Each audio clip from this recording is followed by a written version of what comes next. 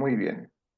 Bueno, como les comentaba, esta clase magistral se titula Fármacos en la terapia, cuándo derivar y cuándo no. Yo soy el psicólogo clínico Germán Hernández Osorio, que además de psicólogo soy psicofarmacólogo, que bueno, eh, habemos muy pocos con esta formación que probablemente se pregunten, bueno, ¿de qué se encarga un psicofarmacólogo?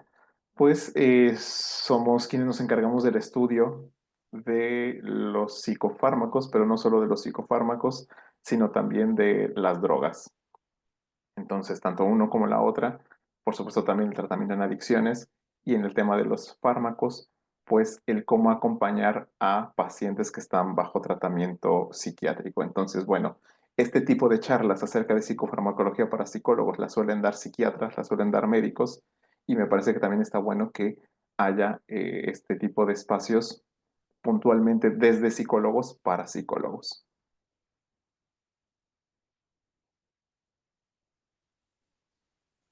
Y bien, bueno, ¿cómo presento esta clase del día de hoy? Pues justamente hablando en general de lo que conocemos por psicofármacos. Y es que aunque los psicofármacos, o puntualmente el primer psicofármaco, se descubrió en la mitad del siglo pasado, es decir, en 1950, por ahí empezaron los primeros estudios, en el 54 ya se utilizaba con pacientes esquizofrénicos. Bueno, estamos hablando de una disciplina que tiene 70 a 75 años de vieja, que en realidad no es tanto tiempo si pensamos en otras ramas de la medicina. Entonces, bueno, al día de hoy, la psicofarmacología tiene directa relación con estudios en medicina, en psiquiatría, en neurociencias y últimamente en psicología clínica. Entonces, pues, qué es lo que quiere decir todo esto? Que en los últimos años se han hecho muchos estudios acerca de cómo impactan los tratamientos con fármacos a pacientes que tienen algún diagnóstico de trastorno psicológico, de trastorno mental. Y también se han hecho estudios comparativos entre pacientes que están tomando solamente psicoterapia, que están tomando tratamientos combinados, es decir, terapia más fármacos, que están tomando solo fármacos. Se intenta averiguar qué es más eficiente, por qué, y a partir de eso, bueno, se han ido sacando algunas conclusiones. ¿Cuáles son los psicofármacos que más comunes tenemos en la práctica clínica de todos los días? Es decir, esta lista podría ser exhaustiva. A esta lista por lo menos le podríamos meter unas tres categorías más, pero ¿cuáles son esas, repito, de todos los días que nos vamos a encontrar, pues el 90 y tantos por ciento de las veces? Bueno, los antidepresivos, probablemente los más prescritos junto con los ansiolíticos al día de hoy en todo el mundo, antipsicóticos, estabilizadores del ánimo y psicoestimulantes.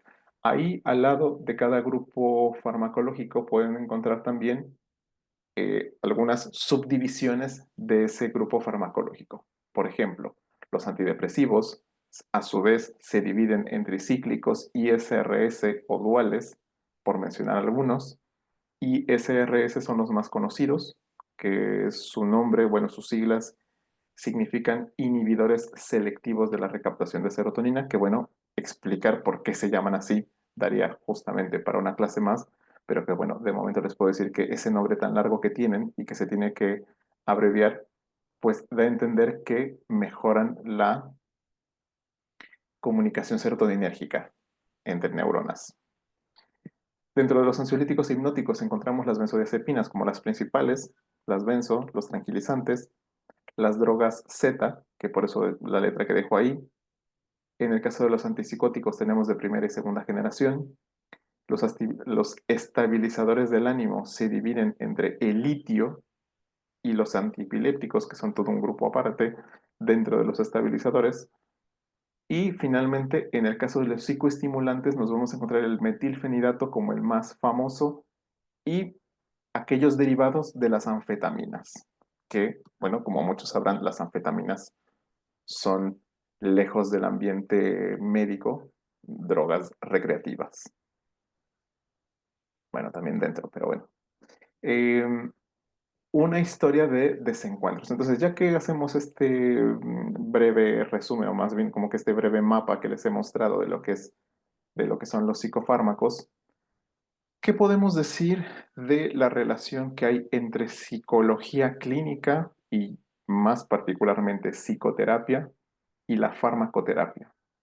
Bueno, la realidad es que las posiciones son muy polarizantes. Entonces, al día de hoy sigue habiendo mucha discusión. Hay algunas cosas que aunque las investigaciones se han encargado de confirmar y reconfirmar para muchos profesionales, sigue siendo información que ignoran o información que deciden ignorar. Y bueno, lo cierto es que las posiciones polarizantes entre aquellos que son adeptos o que son hinchas de la psicoterapia y otros que son de las terapias con fármacos, siguen al día de hoy afectando no solamente a los pacientes, que es lo principal, sino también inclusive las relaciones entre disciplinas. Hay que pensar que estas posiciones polarizantes se han ido perpetuando por la desinformación de pacientes, que es lo más normal del mundo. Es decir, los pacientes no tienen por qué tener toda esta información que está en manos nuestras. Lo preocupante es que son muchos profesionales quienes continúan perpetuando estas posiciones polarizantes, repito, por falta de información o inclusive porque, pese a la información con la que se cuenta, de repente puede haber eh, algunos profesionales que se aferran a estas posiciones que son muy antipsiquiátricas o muy propsiquiátricas. Les decía, lo cierto es que la investigación al día de hoy ha encontrado varias cosas en las que podemos confiar. Por ejemplo, que una buena psicoterapia es tan o más efectiva que una terapia con fármacos. Y que, por ejemplo, una psicoterapia, es más confiable para evitar recaídas en el mediano y largo plazo que una terapia con fármacos. ¿Esto qué quiere decir? Que las personas que toman solo terapia con fármacos tienen mayor probabilidad de recaer en el mediano y largo plazo. Entonces, bueno, todos estos aspectos no vamos a profundizar en ellos porque al final la temática de la clase de hoy es una en particular, pero bueno, contarles un poco de lo que se ha encontrado al día de hoy en cuanto a farmacología y psicoterapia. No obstante, también hay que decirlo, cada una de ellas considera alcances y limitaciones. Es decir, la psicoterapia no nos va a valer para todo, aunque casi, pero no para todo, y la farmacoterapia tampoco nos va a valer para todo, aunque algunas posiciones sigan pugnando con que sí. ¿Cuál es el problema de todo esto? Que no podemos abrir un debate serio si no hay una formación sólida en bases de farmacología por parte de quienes nos dedicamos a la psicoterapia, de los psicólogos puntualmente, y si no hay formación en psicoterapia en aquellos que están del otro lado, es decir, perdón, médicos y psiquiatras no tengan cierta base, y no digo porque se tengan que dedicar a la psicoterapia, sino por lo menos que tengan una base acerca de cuál es el funcionamiento de una psicoterapia, cuáles son las bases de una psicoterapia o qué es lo que hacemos en psicoterapia, bueno, pues esta desinformación va a seguir perpetuándose. Y otra situación es que al día de hoy también los criterios acerca del uso necesario u obligatorio de psicofármacos son muy vagos. Y es lo que vamos a ver el día de hoy.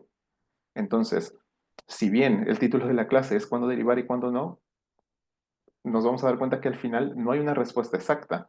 Tenemos ciertos criterios que parecen objetivos, y de hecho en la próxima lámina le pongo objetivos entre comillas, porque es cierto, hay guías o manuales aprobados por la APA que te dicen, si se manifiesta esto, debes hacer esto, si se manifiesta esto, debes hacer esto, pero apenas en un par de situaciones clínicas.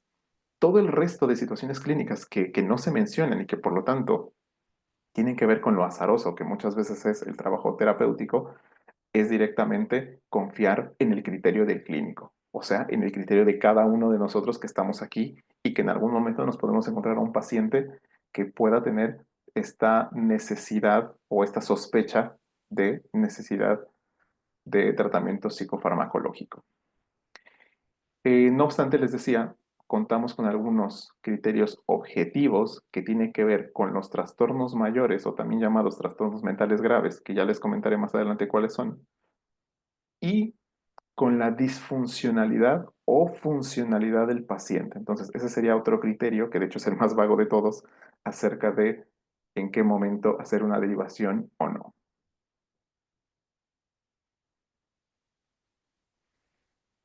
Ahora, ¿qué es importante también tomar en cuenta antes de cualquier sospecha de derivación psiquiátrica o ya una vez efectuando una derivación psiquiátrica? Es desmitificar la farmacoterapia. Y hoy, esto que les muestro en esta lámina, aunque es seguramente ya sabido por todos ustedes, o la gran mayoría de los puntos que están ahí, es importante saber que son aspectos desconocidos para muchísimos y muchísimos pacientes allá afuera. Y es interesante porque el día de hoy sabemos que tenemos ya mucha información al alcance de la mano. Hoy en día la gente que tiene una pregunta y se la pregunta a la inteligencia artificial abundan. No obstante, aún con inteligencia artificial, estas preguntas siguen siendo a veces muy difíciles de responder. Entonces, hoy que sabemos que una derivación psiquiátrica no significa que estás loco. Eso está absolutamente demostrado y afortunadamente cada vez más va permeando en digamos que en el colectivo. Siguiente, el uso de fármacos no mantiene dopado al paciente permanentemente. Uno de los mayores miedos de las personas a tomar psicofármacos es, uno, que tengan que tomarlos de por vida, que eso tampoco. Entonces, los psicofármacos no se toman de por vida a menos que haya de por medio un diagnóstico de esquizofrenia o de bipolaridad, y lo de la bipolaridad está muy discutido, pero son los dos únicos diagnósticos al día de hoy que asumen que el paciente estará en un tratamiento indefinido de farmacológico. Entonces no se le llama de por vida en medicina, se le prefiere llamar indefinido, pero bueno, sabemos que lo que quiere decir es que es de muy largo plazo.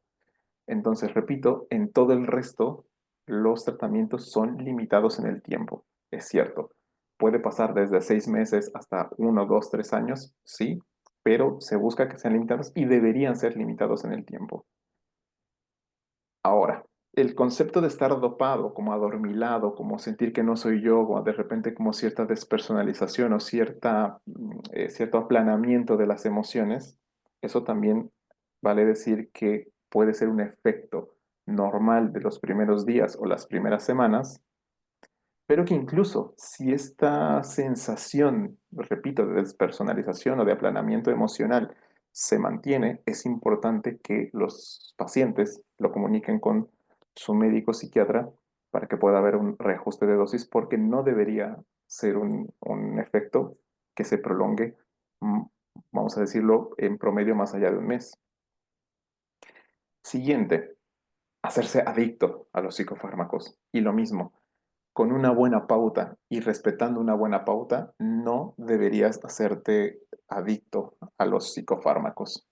Puntualmente, las benzodiazepinas tienen un potencial adictivo que está muy demostrado. Hay personas que están en tratamiento psiquiátrico por adicción a las benzodiazepinas, pero en todo el resto, hablando de antipsicóticos, antidepresivos, estabilizadores del ánimo, el riesgo de dependencia es decir, no hay un riesgo de dependencia.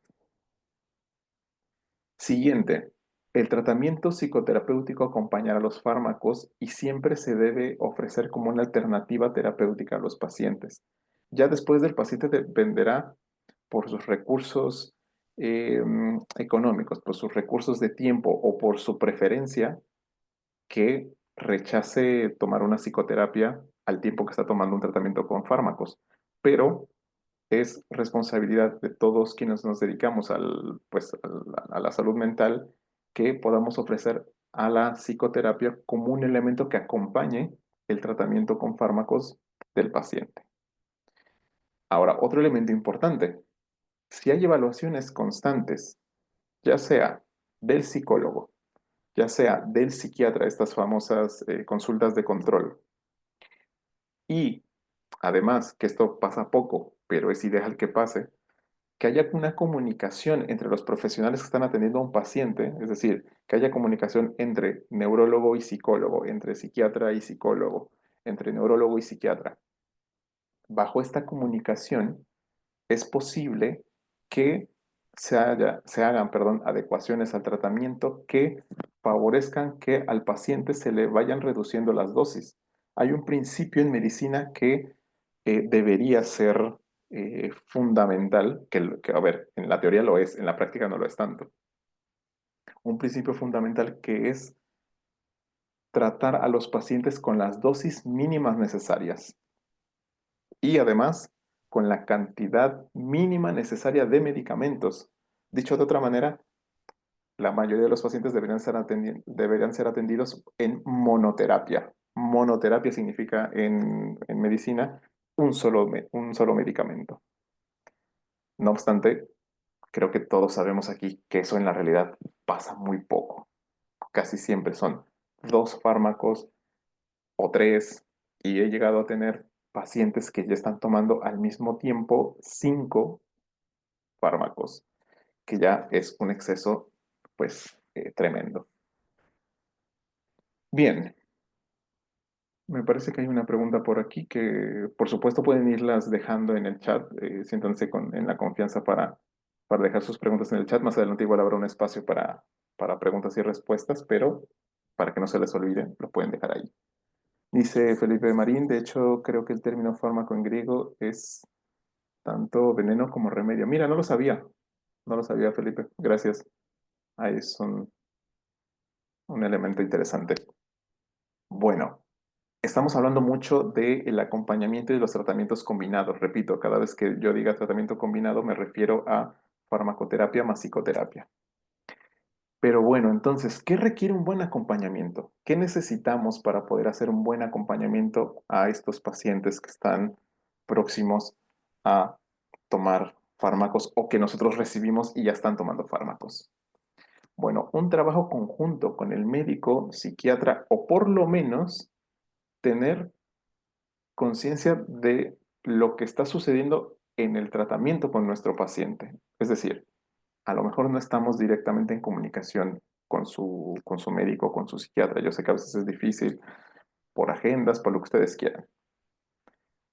A lo mejor no es posible esto, pero sí por lo menos que cada vez que nuestro paciente va a una consulta de control, va a un reajuste de dosis o simplemente ha tenido una consulta con su médico, que nosotros podamos saber, bueno, cuándo fue, principalmente de qué hablaron, en qué quedaron, hubo un reajuste de dosis, es decir, poder tener una especie de resumen de lo que haya sucedido en esa consulta. Esto es un trabajo que los médicos o psiquiatras no se toman muy en serio, también hay que decirlo, es decir, es raro es decir, sí le preguntan a los pacientes de, bueno, ¿cómo vas con tu psicólogo? ¿Qué está sucediendo? ¿Cómo te va? Etcétera, pero no suelen ser preguntas tampoco muy exhaustivas. Entiendo que al final las consultas psiquiátricas suelen ser mucho más cortas, mucho más acotadas que las nuestras, y que desde ahí, bueno, a lo mejor nosotros tenemos un poco más esta posibilidad de ahondar. Pero ¿qué otra cosa requiere un buen acompañamiento? Bueno, que podamos mantener frescos nuestros conocimientos sobre psicopatología. Y esto es muy interesante porque, aunque, y aquí esto también es una cuestión a título personal, no soy una persona o un clínico de etiquetas, sí intento conocer muy bien lo que dicen los manuales psiquiátricos precisamente para ayudar mejor a mis pacientes. Entonces, tener estos conocimientos en psicopatología, es cierto, nos permite saber, de acuerdo al DSM, qué se supone que tiene una persona, pero lo que es mejor de todo eso es descartar cuando un paciente no tiene lo que le han dicho que tiene. Entonces, desde ahí también considero que radica la importancia de tener frescos estos conocimientos sobre pues los diferentes manuales que tenemos, repito, aunque no comulguemos con esta ideología de estar diagnosticando por diagnosticar. Lógicamente necesitamos bases de farmacología, saber cuáles son los principales grupos psicofarmacológicos, cuáles son los fármacos que más se utilizan, qué efectos tienen los principales psicofármacos, cuáles son las principales combinaciones, para qué se suelen mandar, etcétera, etcétera. Y por supuesto también conocimientos en psicoterapia, que esto, bueno, ya cada quien lo hará a su modo, bajo el enfoque que considere más apropiado. Y finalmente, poder ejercer una buena psicoeducación. La psicoeducación cada día se instala más como un elemento indispensable en cualquier acompañamiento que hacemos, tanto psicólogos como psiquiatras, a un paciente que está tomando fármacos.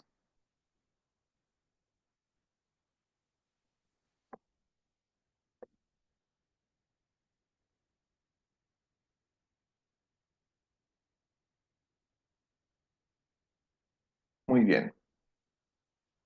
Bueno, les comentaba al principio de la clase que todo esto es una cuestión de criterio. Y eso, la verdad es que lo hace más difícil. ¿Por qué? Porque si aquí estamos conectados, ¿cuántos somos? 26 personas. Eso significa que aquí, ahora mismo, hay 26 criterios diferentes.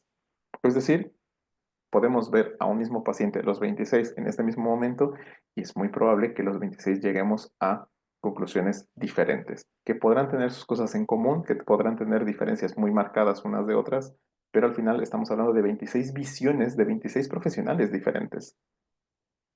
Y eso, repito, no lo hace más fácil.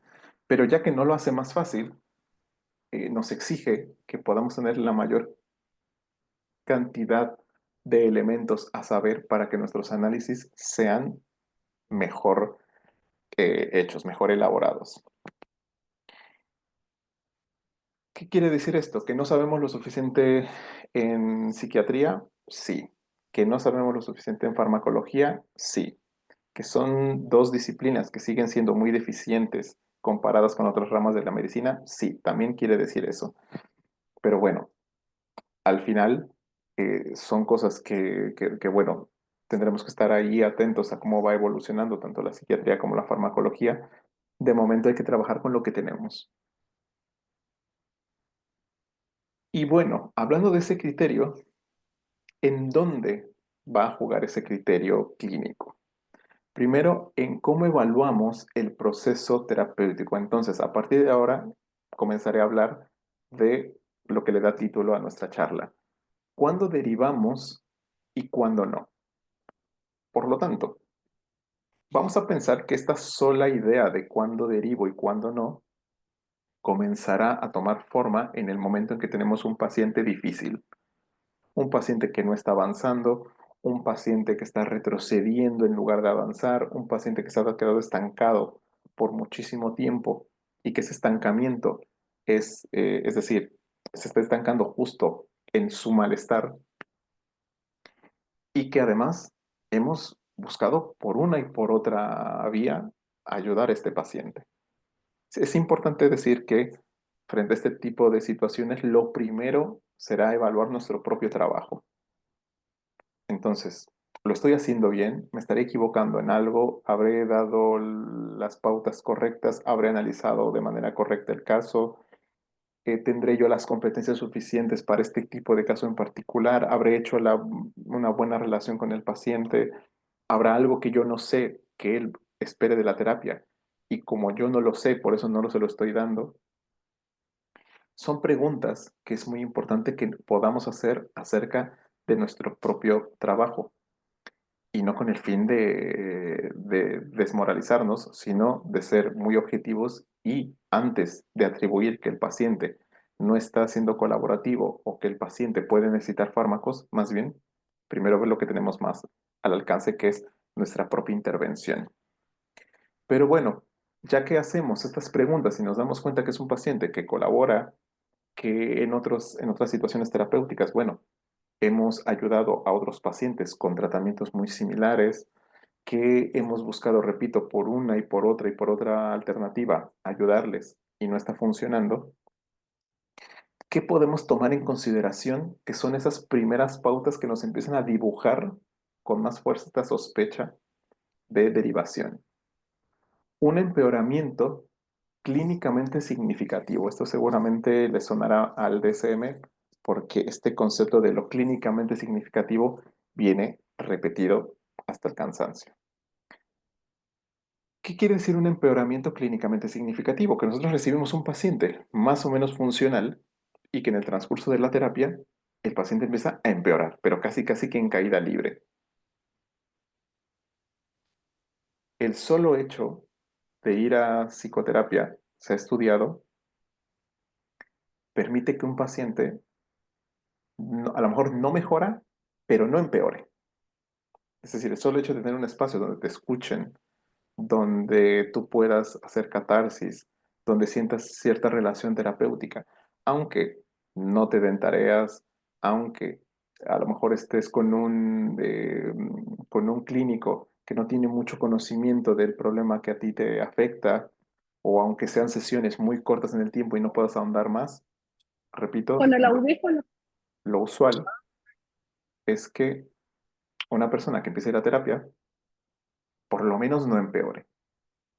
Pero repito, eso por eso es un buen criterio que debemos tomar en cuenta, porque tenemos un paciente que, repito, llega con nosotros de una manera y empieza a empeorar y no nos explicamos muy bien por qué.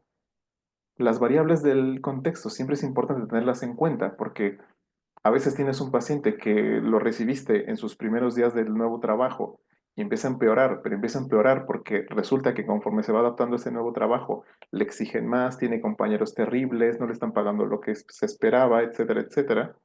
Entonces, bueno, ahí el empeoramiento tiene que ver claramente con una cuestión de contexto. Pero vamos a pensar en un paciente cuyo contexto es más o menos estable y aún así está cada vez peor. Bueno, eso tiene que empezar a prender las alarmas del terapeuta. Dificultades en el progreso, en avanzar del proceso, o recaídas constantes.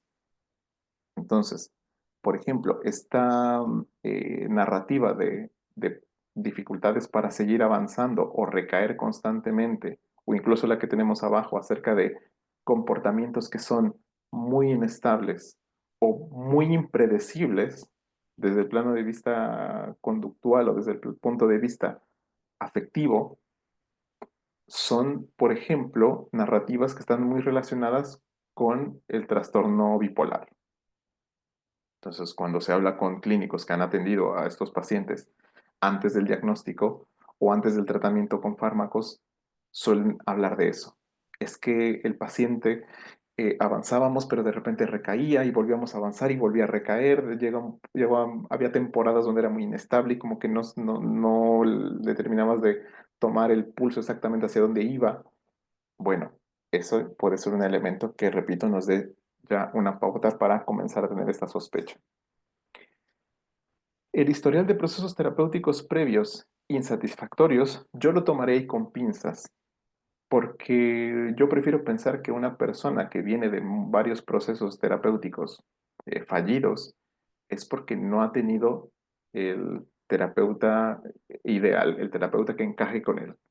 Aún así, lo dejo ahí porque en ocasiones este paciente que ha venido de una terapia a otra, a otra, a otra, rebotando entre terapeuta y otro, puede ser justo porque otros terapeutas no notaron que a lo mejor era un paciente que necesitaba alguna valoración psiquiátrica. Y lo último es la petición expresa del paciente.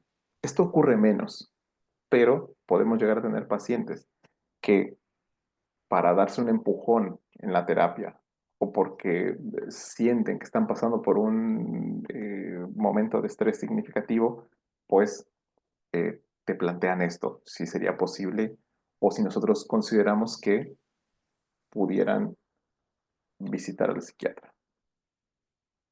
Bien, les decía, eso en cuanto al entorno terapéutico. Ahora, en cuanto a estos criterios objetivos que nos dicen si aparece, hay que hacer derivación, tenemos los siguientes. El primer criterio es el de gravedad clínica, que se manifiesta por sintomatología psicótica o maníaca. Entonces, entendiendo por sintomatología psicótica la más evidente, que son los delirios y las alucinaciones. Por lo tanto, frente a un paciente que delira o está alucinando, inmediatamente debe hacerse una derivación a psiquiatría.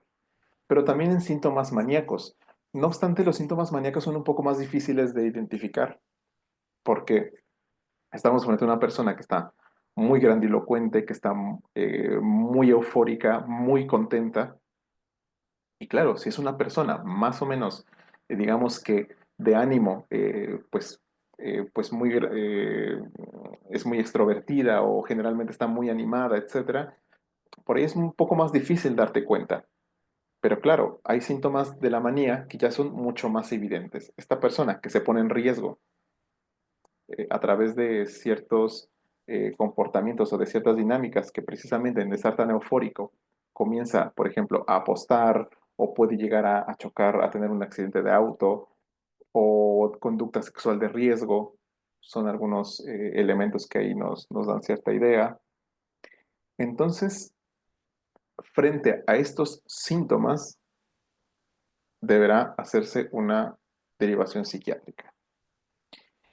Frente a la presencia de trastornos mayores o la sospecha de estar frente a un paciente que tenga esquizofrenia, bipolaridad o una depresión grave, además de adicciones que ya tengan cierto nivel de cronicidad o estemos frente a un paciente que ya está muy afectado por el consumo, son otros criterios que nos ayudan a identificar que es un paciente que sí o sí debe tener una valoración psiquiátrica y que por lo tanto comenzará a llevar un tratamiento con fármacos.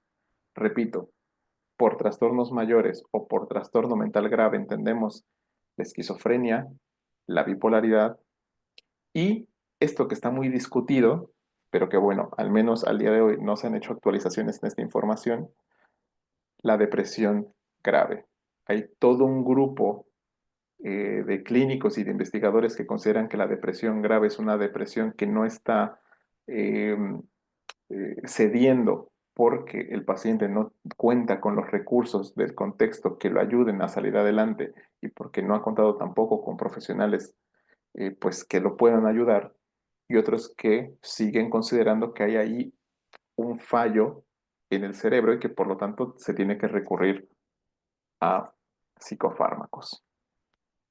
Y las adicciones, bueno, eso creo que puede quedar un poco más claro para todos. Las adicciones implicará que estamos frente a una persona que, frente al consumo prolongado de una sustancia psicotrópica, ya ha generado cierto desajuste bioquímico y que por lo tanto serán otras drogas prescritas las que permitan eh, compensar ese desequilibrio.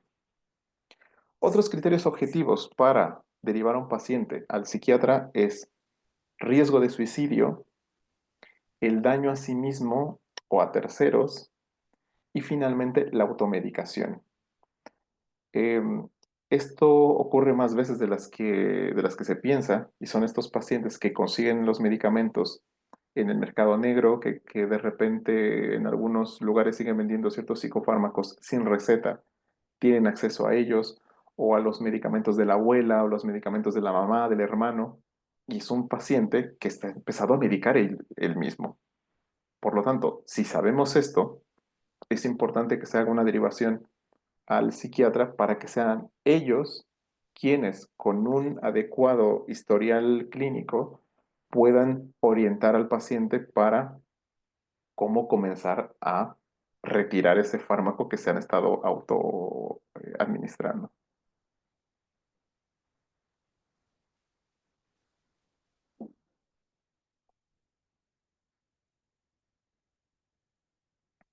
Y ahora viene el tema de la funcionalidad, que es el que nos pone en esta tela un poquito más escabrosa, que es el criterio. Entonces, ¿cómo? Una pregunta indispensable para comenzar a moldear este criterio es hacernos esta pregunta. con el paciente, que considero que es una pregunta indispensable. ¿Cuál es el problema principal que se desea abordar con la toma del medicamento? Es una pregunta muy puntual para hilar muy fino con el paciente. ¿Cuál es el problema principal que deseamos abordar con la toma del medicamento? Y la respuesta puede ser muy clarificadora para nosotros, para el paciente, pero eventualmente para el psiquiatra, para el neurólogo que vaya a consultar a esta persona. Porque fíjense, la respuesta puede ser el sueño, porque tenemos un paciente que no puede dormir ni de una ni de otra manera. Entonces, ese es el problema principal que hay que atajar. Que llevo un mes, 2 meses o 3 meses en terapia y sigo despertándome muy desanimado y no me quiero levantar y me cuesta trabajo arrancar el día. Ah, bien, ese es el problema principal que necesitamos, que se desea abordar. O que tengo ataques de pánico y me dan inesperadamente y ya vivo con el miedo permanente de que en cualquier momento me pueda dar uno. O porque mis respuestas de ansiedad escalan tan rápido que no la cuento. O porque tengo un problema de concentración que llevo mucho tiempo que no puedo maniobrarlo. Así que por eso es una pregunta tan indispensable, porque fíjense que no estoy poniendo cuáles son los problemas principales. Digo, ¿cuál es el problema principal? En singular, para que entonces desde ahí también, esta es una pregunta que ayuda mucho al médico que después ve a nuestro paciente, para que de alguna manera el paciente ya llega, digamos que, mucho más informado de lo que necesita de su psiquiatra. No obstante, acerca de la funcionalidad,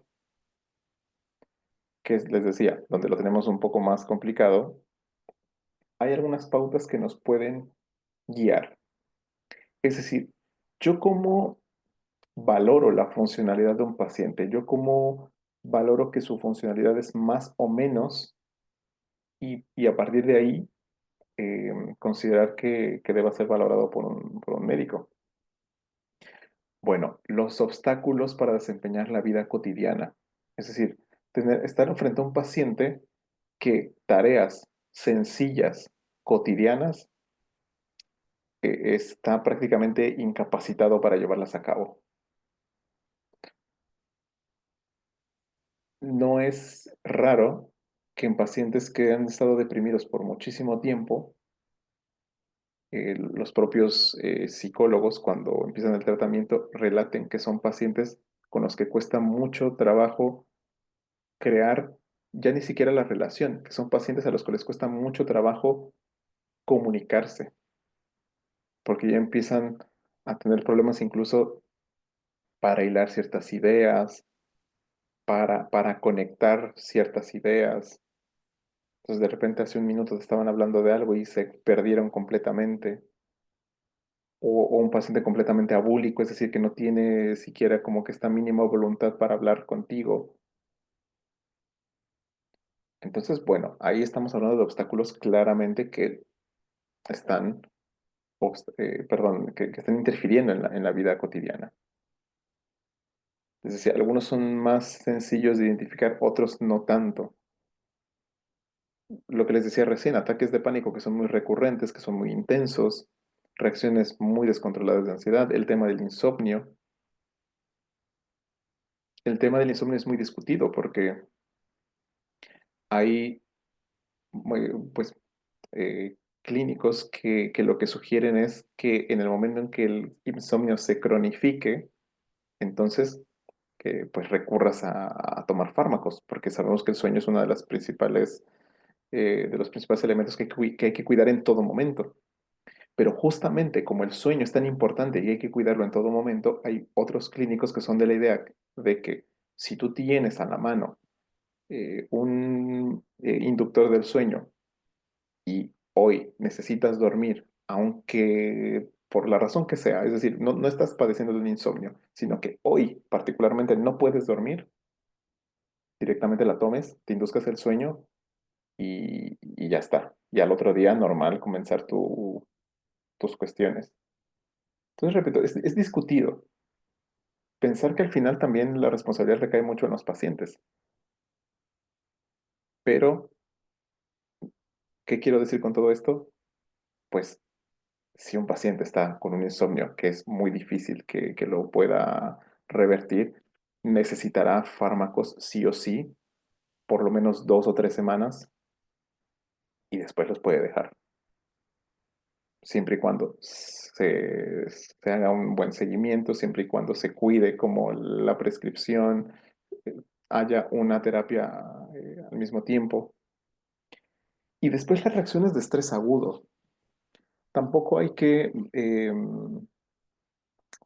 menospreciar el hecho de que hay ciertas situaciones que implican un impacto en las personas y que cuyas consecuencias puedan ser muy intensas de abordar. Es decir, si yo recibo un diagnóstico de enfermedad física, no sé, porque es potencialmente mortal o porque definitivamente es mortal, si yo recibo la noticia de un familiar fallecido, si yo he pasado por una situación traumática y tengo flashbacks terribles y no puedo dormir para nada, o no sé, simplemente no sé, me he cambiado de ciudad, me he cambiado de país y entonces estoy pasando por todas estas situaciones que implican la adaptación. Entonces, sí, valorarlas con el paciente, estos aspectos sí son importantes, que el paciente los pueda conversar con un médico, con un psiquiatra, y a partir de ahí sean ellos quienes le puedan dar esta orientación de si estas reacciones de estrés agudo pudieran ser o no objeto de tratamiento. Y estos tratamientos son más bien emergentes. Si yo tengo ciertos síntomas, me tomo el medicamento y son pautas que no duran más de un mes.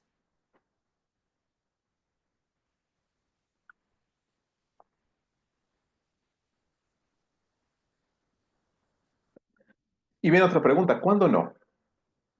Por desgracia, la respuesta de cuándo no no es exacta. Entonces, si ya de por sí el cuándo sí cuesta trabajo, les decía, tenemos ciertos criterios pues más o menos objetivos y otros que tienen que ver con cada clínico, es decir, donde yo veo a un paciente que necesita fármacos porque no puede dormir, puede que haya otro psicólogo que diga, no, no tanto, a lo mejor hay que esperar un poco más. O donde yo vea que hay un paciente que necesita una benzodiazepina porque tiene ataques de pánico muy recurrentes, podrá haber otro que diga, no, aún no es necesario. Repito, son cuestiones de criterios. Y desde ahí, lo que yo quiero también dejar muy claro es que estamos hablando de aspectos que tenemos en cuenta para orientar a los pacientes hacia una valoración psiquiátrica. Y será entonces el psiquiatra también quien lo pueda conversar con el paciente acerca de esta posibilidad o no de empezar un tratamiento con fármacos. Muchas veces el propio paciente lo puede terminar conversando con nosotros. Muchas veces el propio paciente con nosotros mismos como su psicólogo puede terminar decidiendo si acude o no a esa valoración psiquiátrica. Muchos confían plenamente en la terapia y dicen, voy a aguantar un poco más, voy a esperar algunas semanas más, voy a apostar mis fichas por la terapia, voy a poner de mi parte porque no quiero empezar a tomar fármacos y lo logran. Otros, con ese mismo compromiso, al final resulta más complicado y bueno, finalmente empiezan un tratamiento con fármacos. Entonces, repito, las respuestas no son exactas. Sin embargo, ¿qué es importante saber? Sintomatología no es igual a diagnóstico.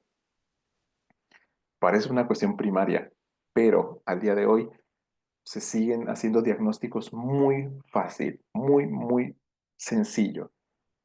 Y peor con el tema del chat GPT este, porque como el DSM está hecho para hacer un manual de criterios y si de una lista de 10 cumple 5 ya tienes el trastorno, pues se han de imaginar que la información que tú le metes a Google o a ChatGPT, es como, me pasa esto, esto, esto y esto, la máquina los cuenta y inmediatamente te puede decir si tienes diagnóstico de tal o cual cosa. No es tan sencillo el tema del diagnóstico. Y el diagnóstico no debería ser una moneda común en nuestros días. Así que el que un paciente tenga ansiedad no es que tenga un trastorno de ansiedad generalizada.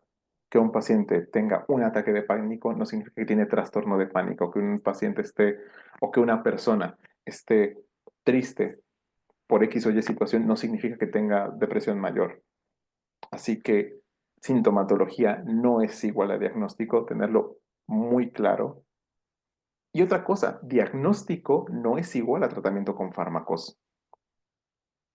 Hay toda una corriente cognitivo-conductual, sobre todo de segunda generación, en la cual los manuales están hechos a partir de etiquetas diagnósticas.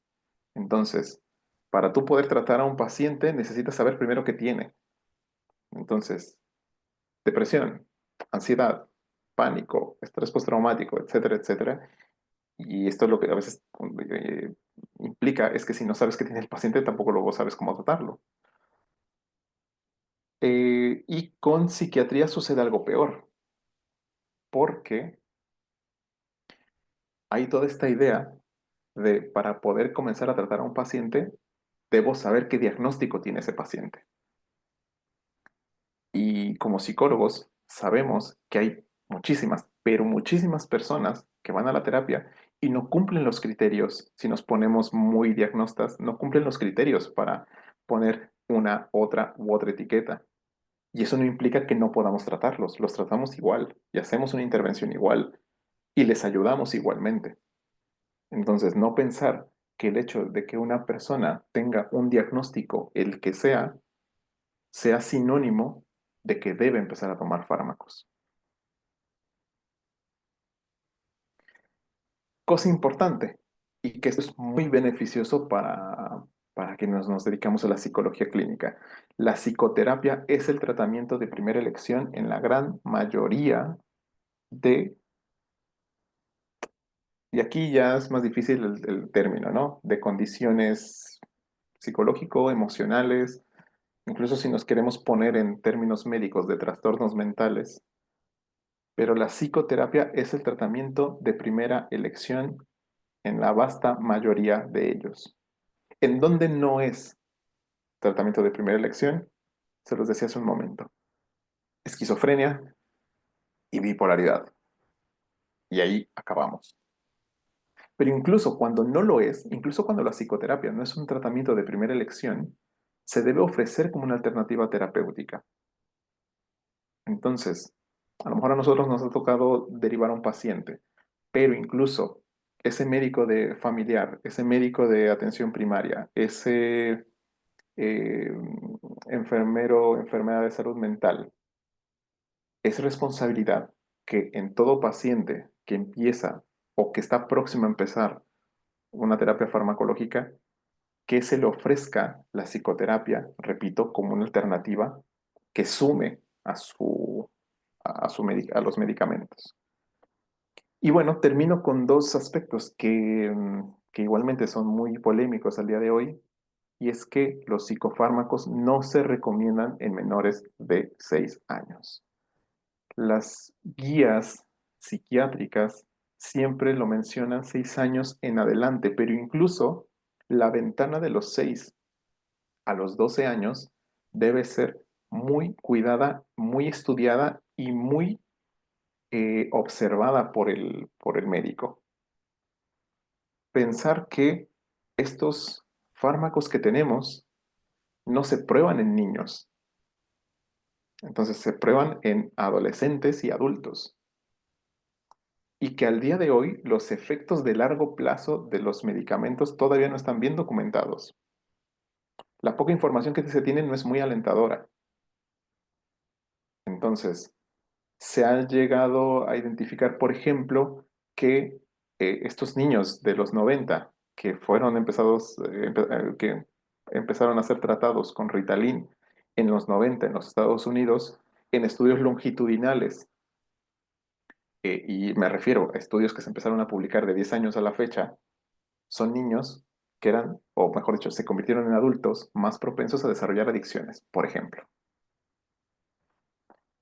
O que incluso hubo ciertas deficiencias de aprendizaje que no lograron subsanar. Y es que el tema del cerebro y de la maduración del cerebro da mucho a qué pensar. Es decir, hoy sabemos que hasta los 21 o 23 años el cerebro está completamente maduro. O sea, imagínense, nosotros ya íbamos a la universidad y estábamos saliendo de la universidad y todavía tenemos un cerebro pues recién madurando. Ahora imagínense en chiquitos que son tratados con medicamentos desde 6 años, algunos incluso antes, aún no sabemos qué efectos tiene una medicación en cerebros que no están maduros. Pero, por ejemplo, hoy de lo que más se sabe es que chicos que han sido evaluados, por ejemplo, y aquí me voy a hacer un salto, ¿no? Pero para generar el paralelismo, que empezaron con el consumo de cannabis desde los 12 13 años, mostraron, pero con diferencia, mucho más deterioro cerebral cuando llegaron a los veintitantos. Entonces, claro, no es lo mismo una droga prescrita, en este caso el metilfenidato, al cannabis, pero si estamos hablando de elementos externos sobre un cerebro que no está maduro. Sí, sí, sí, el último punto es de sorprender eso.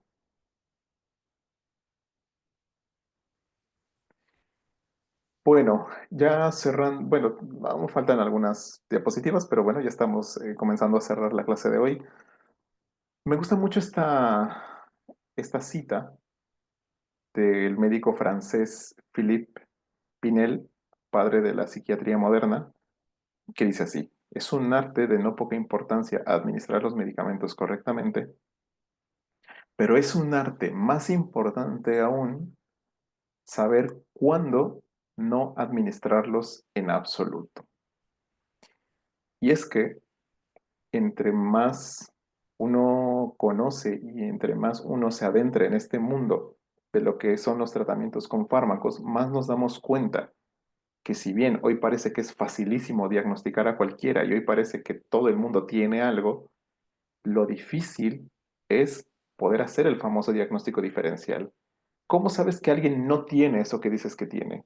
¿Cómo sabes que no tiene otra cosa? ¿O cómo sabes que no necesita comenzar un tratamiento de tal o cual forma? Es complejo, pero repito, entre más tengamos eh, variables ahí en conocimiento, mejor podemos hacer estos análisis. Yo, por ejemplo, les puedo decir que soy un psicólogo que, con todo y que tengo esta formación, derivo muy poco, muy, muy poco. Es la última ventana que abro y eso es primero, por una convicción personal, pero también porque con los años me di cuenta que muchos pacientes comparten esa misma convicción. Ahora, en el paciente que te dice, me gustaría comenzar a valorar la posibilidad de fármacos, tampoco le doy yo un discurso contrario a eso. Es como, bueno, acojo esta idea, esta necesidad de explorar el tratamiento con fármacos y desde ahí hago el acompañamiento. Bien, dicho todo esto, ¿qué podemos decir del entorno actual de la farmacoterapia? Bueno, su integración con la psicoterapia no solo es posible, sino que además es indispensable. Les decía, ¿qué sabemos hoy? Que los fármacos no previenen las recaídas o que las previenen muy poco cuando los tratamientos son breves. Es decir, en pacientes que están bajo solo tratamiento farmacológico entre 4 y 6 meses, la probabilidad de recaída es muy alta. Siguiente, la psicoterapia puede actuar más lento, pero es mucho más efectiva en recaídas en el mediano y largo plazo. Es decir, es cierto, Si tú comparas únicamente el efecto de un antidepresivo con una psicoterapia para la depresión, es cierto. En un par de semanas es muy probable que el paciente se sienta mejor con la de fármacos. Pero en el mediano y largo plazo, este mismo paciente tendrá más probabilidad de recaer si solo tomó terapia farmacológica a si tomó psicoterapia o mejor aún, psicoterapia más farmacoterapia. ¿Qué sucede? Y esto es algo muy importante y que a veces cuesta trabajo que muchos psiquiatras lo compartan, pero es así. Los fármacos complementan a la psicoterapia. Es decir, los fármacos son segunda línea y la psicoterapia es primera línea. Por lo tanto, sí, pueden ayudar mucho. Pueden hacer que un paciente que nos está costando trabajo agarre el impulso y entonces termine un tratamiento en menor tiempo. Es decir, cuidándolos bien pueden ser herramientas de muchísima ayuda, de mucho provecho, pero no están por encima de la psicoterapia. Son complementos a la psicoterapia. Y además, cuando un paciente está bajo tratamiento con fármacos, la psicoterapia permite que esa respuesta del fármaco se mantenga y se prolongue en el mediano y largo plazo.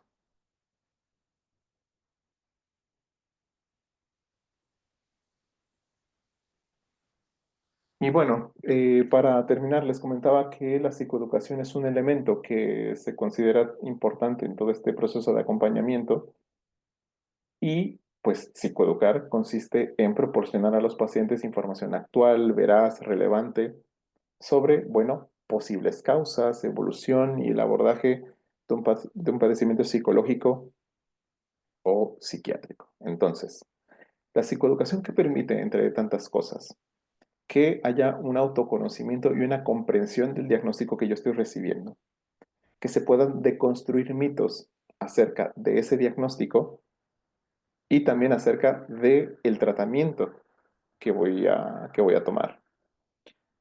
Permite que se desarrollen expectativas realistas, reduce la vulnerabilidad frente a estímulos amenazantes, es decir, poder generar herramientas que permitan a los pacientes defenderse de situaciones estresantes, evita las recaídas y favorece que los pacientes se mantengan o se adhieran a un tratamiento.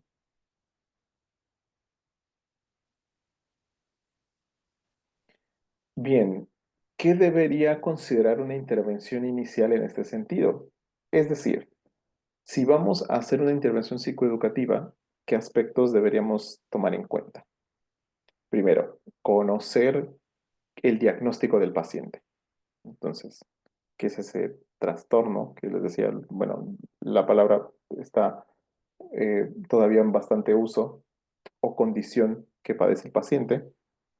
Conocer qué fármacos está tomando o qué fármaco está tomando. Reconocer si hubiese causas o factores desencadenantes. Entonces, en psicología o en psicoterapia, más que de causas, se habla de factores desencadenantes o mantenedores de un comportamiento. Entonces, bueno, poder reconocerlos. Y también explicar la carga social y psicológica de un diagnóstico, porque no es lo mismo recibir un diagnóstico de, no sé, ansiedad generalizada y saber que la ansiedad es perfectamente tratable en un mes, a recibir un diagnóstico de trastorno de la personalidad, por decir algo. Entonces, un diagnóstico de trastorno de personalidad genera una carga social y psicológica en el paciente, en la familia, y desde ahí poder también proveer información a los pacientes. Ahora, como recomendaciones que no se les prescribe a todos, porque al final cada paciente tiene sus particularidades, pero que lo pongo como recomendaciones ahí genéricas cuando estamos haciendo acompañamiento a un paciente, es, por ejemplo, que ellos hagan un registro de sus primeras semanas en términos de síntomas, en términos de conducta, diarios del estado de ánimo. Esto para tener eso como una pauta, como un seguimiento o un control de cómo va transcurriendo su cotidianidad y entonces qué tanto el tratamiento está haciendo o no efecto. Por supuesto, estrategias de afrontamiento y manejo del estrés cotidiano y sobre todo, cuando estemos en trastornos mayores, es decir, si estamos trabajando con personas con diagnóstico de esquizofrenia o con diagnóstico de bipolaridad, poder generar estrategias de prevención y detección de síntomas precoces. ¿A qué me refiero? Em, Tanto para la esquizofrenia como para la bipolaridad se reconoce que hay ciertos síntomas que empiezan a aparecer y que son, digamos que, el antecedente a algún brote psicótico o algún eh, cambio del estado de ánimo en el trastorno bipolar. Entonces es importante que con los pacientes podamos ir reconociendo cuáles son esos elementos que favorecen o pueden favorecer que aparezca un brote psicótico, que pueda aparecer algún tipo de cambio del ánimo, ya sea para arriba, maníaco, o para abajo, depresivo. Entonces, a eso me refiero con síntomas precoces, como que con ellos hacer como que este estudio muy minucioso de cuáles son esos elementos que podrían hacer recaer o si el paciente recae, poder analizar muy bien esa recaída que hubo.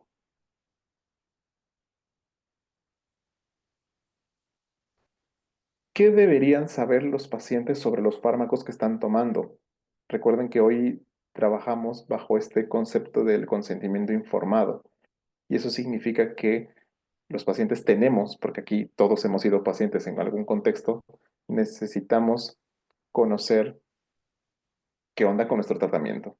Entonces, efectos iniciales probables. Te puedes sentir bien aquí, bien acá, a lo mejor como que vas a sentir un poquito de esto, un poquito de lo otro, a lo mejor hoy duermes un poquito más, a lo mejor hoy te duermes un poco más tarde porque te va a costar trabajo como que conciliar el sueño, pero esto se te pasa en unos 2, 3 días. Importante que sepan que la respuesta terapéutica aparece con cierto retraso, es decir, no es como la aspirina que te la tomas hoy y en unos 20 minutos ya no tienes dolor de cabeza, sino que en la mayoría de los casos estamos hablando de un periodo entre por lo menos 2 semanas y máximo un mes donde se van a notar los mejores efectos del tratamiento. Primeros signos de mejoría, efectos secundarios, sobre todo si son frecuentes. Pues hay ciertos fármacos que implican efectos secundarios que son muy fuertes, perdón, muy frecuentes o muy evidentes. Entonces, cuando son muy frecuentes o muy evidentes, es importante que lo sepan para que también no haya una desconfianza del tratamiento.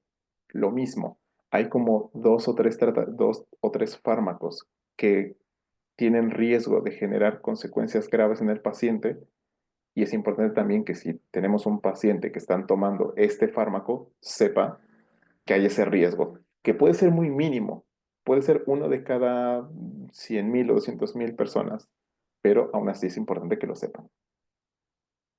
Restricciones que supone tomar el fármaco, que casi siempre tiene que ver con no cruzarlo con alcohol ni con otras drogas, tiempo estimado que habría que tomarlo, interrupción, entonces, ¿cuándo se podría interrumpir o qué puede pasar si tú lo interrumpes para que no lo hagas? Y promover y evitar ciertos hábitos. Sobre todo la promoción y la evitación de hábitos, esto es un aspecto que es decir, se le atribuye mucho más a los médicos, puesto que conocen muchísimo más de interacciones. Entonces, interacciones de alimentos, interacciones con otros fármacos.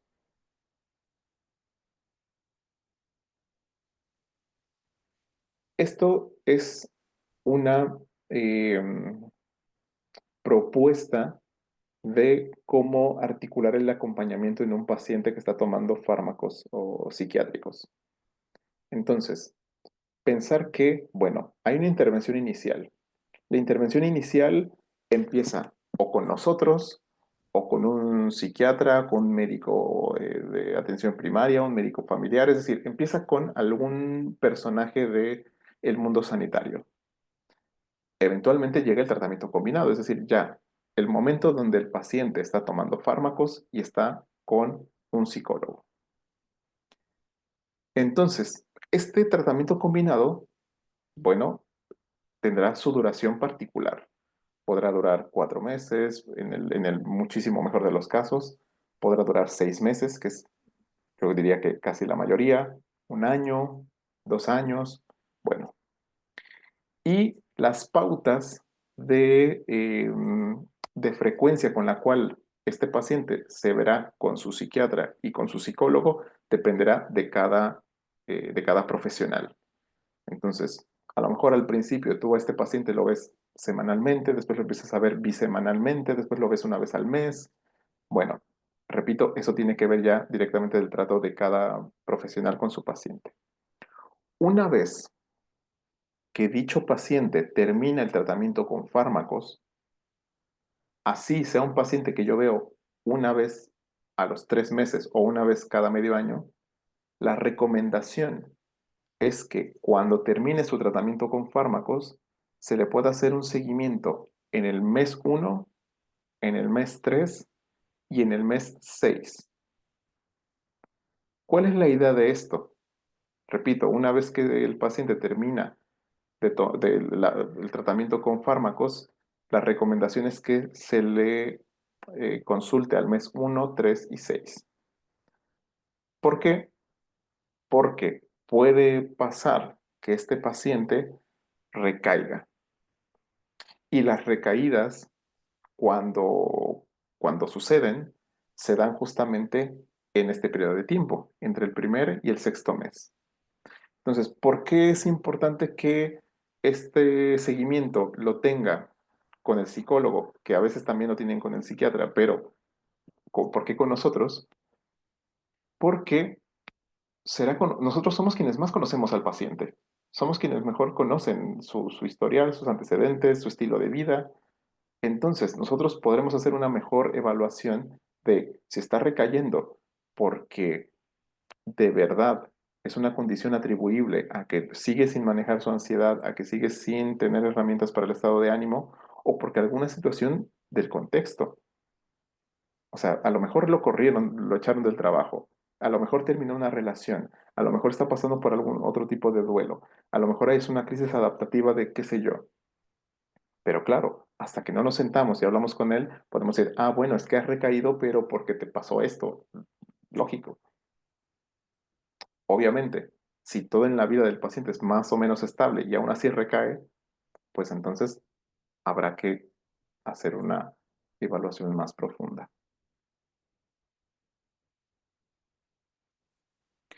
Bueno, toda esta propuesta que les he entregado el día de hoy, además del cuándo derivamos y cuándo no, supone ventajas que mejoran considerablemente el pronóstico de los pacientes. Los fármacos permiten mejorías sintomáticas, por supuesto, pero una buena psicoterapia permite trabajar sobre elementos tanto emocionales como conductuales mucho más profundos, pero además mucho más significativos para los pacientes. Es decir, es ir más allá del mero síntoma. Y además, les decía, una buena psicoterapia favorece que no aparezcan recaídas en el largo plazo. Bien, como conclusiones, es necesario pasar a una visión cada vez más integradora en salud mental, es decir, conociendo las limitaciones que tienen los tratamientos farmacológicos, pero también conocer sus alcances. Entonces, no es demonizarlos. Les decía, si bien yo soy alguien que eh, agota sus posibilidades antes de un tratamiento farmacológico, tampoco estoy en contra de.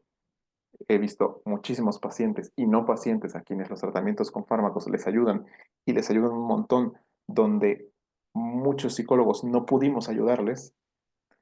El acompañamiento terapéutico forma parte esencial de la adherencia y el éxito del tratamiento, y una formación en bases de psicoterapia para la medicina y una formación en bases farmacológicas para la psicología es indispensable justamente para poder generar estas visiones más integrales de salud mental.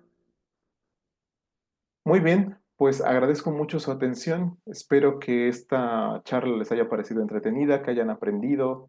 Em, si hay alguna pregunta, por supuesto que la podamos responder en pues en estos minutos. Yo, además de agradecerles, les dejo la invitación para este próximo 2 y 3 de mayo. Ahí lo tienen los horarios, tanto si se conectan desde México o si se conectan desde Chile, donde pues estaremos ampliando mucho más esto que hemos estado hablando el día de hoy, no solamente para dar más pautas sobre cómo se hace la evaluación y el acompañamiento con estos pacientes, sino además para conocer eso que muchas veces resulta más interesante, pero también más complejo de aprender, que es cuáles son los psicofármacos, cuáles son, cómo se llaman, qué hacen, de qué se tratan, qué hacen en el cerebro, qué no hacen en el cerebro. Entonces, bueno, la formación es psicofarmacología para psicólogos. Vamos a eh, hablar, por supuesto, de aspectos relativos a la psicoeducación, al diagnóstico, a la derivación y, por supuesto, la clasificación de los psicofármacos principales: antidepresivos, ansiolíticos, antipsicóticos, estabilizadores del ánimo y psicoestimulantes, justo como se los mostré al principio. Haremos alguna demostración de casos clínicos ahí para ampliar y pues bueno, yo los espero el día 2 y 3 de mayo. Hay un valor promocional del curso que será de 500 pesos si viven en México o de $30 si están fuera de México, y este precio de promoción se mantendrá hasta el 20 de abril. Así que ahí tienen el contacto. Todos ustedes ya habrán recibido precisamente en su correo el enlace a esta clase magistral. Así que bueno, los espero en ese curso. Espero que el espacio del día de hoy les haya gustado y se hayan llevado como aprendizajes interesantes, significativos. Yo por mi parte, además de agradecer, pues bueno, me quedo pendiente por si hay alguna pregunta que quieran hacerme. Sí, María Jesús. Hola, gracias por la Hola. exposición. Mira, tengo una pregunta que está relacionada con cómo poder abordar con el paciente la derivación al psiquiatra, porque pasa que ya, si ves que se está quedando como estancado, ¿cierto? Que ya el proceso como que no avanza, es uno de los momentos en donde es importante plantear esta derivación. Pero siento que igual puedes generar como una afectación en el paciente: oh, chuta, no es suficiente con lo que estoy haciendo, o me están derivando al psiquiatra porque esto no está funcionando. ¿Cómo poder abordar eso como tratando de generar el menor impacto posible en el paciente? Muy bien. Gracias, Jesús. Me parece una pregunta muy importante. De hecho, eh, en psicología no está, es decir, no hay mucha investigación porque no me quiero ir por las ramas, solamente quiero dar un poco de contexto antes de contestarte. En psicología la principal herramienta que tenemos es el diálogo, entonces por lo tanto se asume que somos muy buenos comunicándonos, pero en medicina no. En medicina sus herramientas son otras. Y cuando se evalúa el tema de la comunicación en entornos médicos, los médicos terminan por sacar calificaciones muy bajas desde la percepción desde los pacientes. Y los pacientes que califican a sus propios médicos suelen casi reprobarlos, porque consideran que no tienen las mejores eh, aptitudes comunicacionales, las mejores habilidades en comunicación, y que muchas veces cuando les informan un diagnóstico, cuando les hablan del tratamiento, cuando les hacen el seguimiento, no terminan de sentirse completamente acogidos, o incluso muchas veces sienten que su ansiedad sube cuando se enteran de qué tienen, de cómo los van a tratar, etcétera.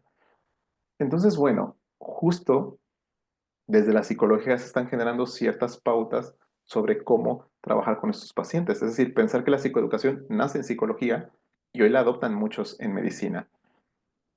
¿Qué es lo que se sugiere? Primero, que no sea de una cuestión en la que, por ejemplo, hoy hablamos de la derivación y hoy te doy contactos para que busques a un psiquiatra, o hoy te pido que busques a un psiquiatra, sino que se haga con cierta antelación. Es decir, que frente a las primeras sospechas que tú tienes como terapeuta, puedas hablar con el paciente de: mira, he estado observando ciertas dificultades en el tratamiento, tú me has también referido esto, han pasado ciertas cosas, como que ir resumiendo y decir, mira, te debo decir que si esto continúa de esta manera, creo que será necesario hacer una valoración con un médico especialista, con un psiquiatra.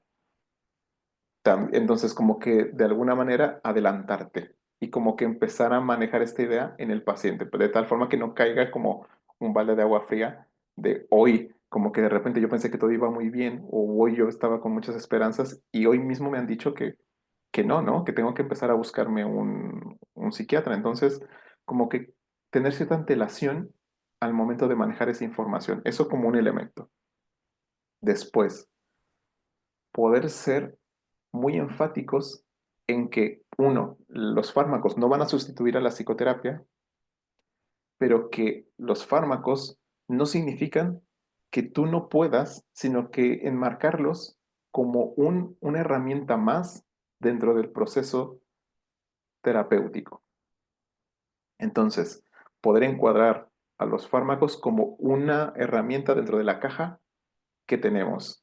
Entonces, es una caja muy grande, es una caja muy vasta. La mayoría de las herramientas las tenemos nosotros entre pacientes y terapeutas, pero es cierto que a veces hay que tirar más del fondo de esa caja de herramientas y en esos casos, bueno, habrá que recurrir a un neurólogo, habrá que recurrir a un psiquiatra.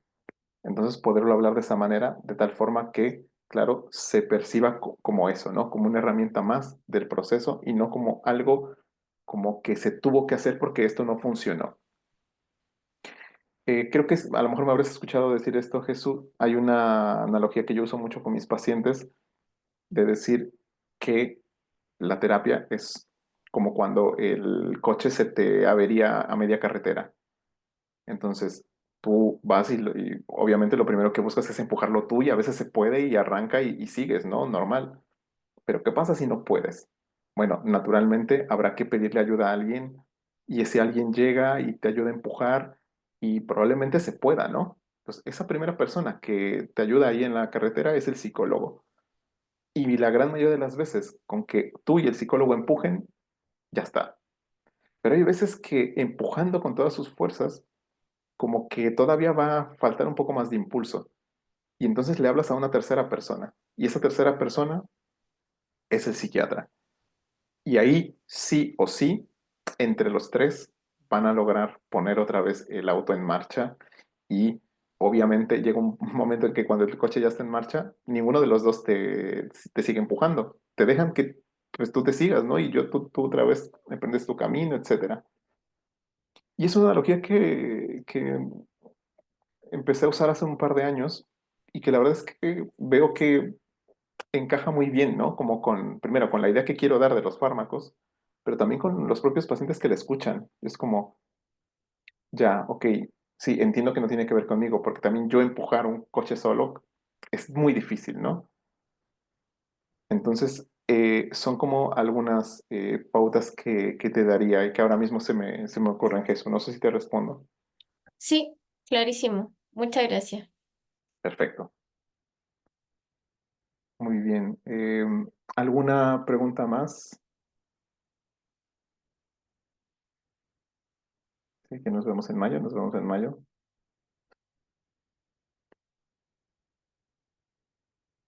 Bien, bueno, si no hay más preguntas, yo esta clase igualmente la voy a subir. Yo creo que la pondré ahí en YouTube, que es más fácil. Les pasaré el link. No aseguro que mañana, pero sí esta semana. Así que bueno, ahí espérenlo si quieren revisitar estos contenidos. Y pues nada, ojalá nos podamos ver en mayo para seguir ampliando acerca de esto.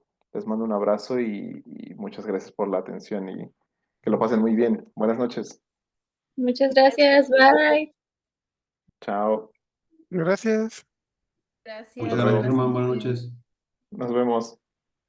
Gracias, buenas noches. Buenas noches.